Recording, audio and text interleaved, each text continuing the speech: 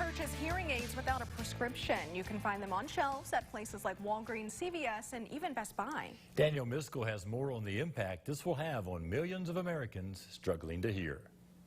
So with the introduction of a lower cost model, the hope would be that more people will do something sooner, and then hopefully they'll realize the benefits of treating their hearing loss. Tony Salmons works for Beltone, a leading company in hearing aid technology. He says historically, 1 in 5 people who experience hearing loss don't do anything about it. They'll wait till it gets worse, till it's moderate or severe even, when it becomes even more difficult to treat. It's been about 2 months since President Biden and the Food and Drug Administration legalized hearing aids to be bought over the counter. Fast forward to today, hearing aids are hitting pharmacy shelves, but it's been years of figuring out how to take a prescription version into an over-the-counter market.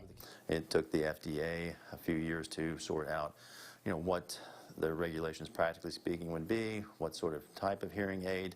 There's a level of the maximum power that an over-the-counter hearing aid may have, because the fear was that individual consumers, without the assistance of a professional, could damage their hearing worse, even more so. Salmon says these over-the-counter hearing aids are designed for people with mild to moderate hearing loss, and they're not just for older patients. Hearing loss can occur at any age. Of course, there's a certain percentage of people who are born with hearing loss, with access to iPods and music.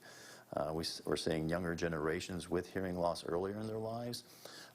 Professional exposure, people working in factories or loud professions are going to experience noise-induced hearing loss. CNBC breaks down how much hearing aids will now cost in popular pharmacies, from Walgreens to CVS. His hope is that now, with hearing aids being more affordable, those struggling with hearing loss won't continue to suffer. Because hearing loss is serious, and it can lead to more serious health care issues, particularly cognitive decline as we get older.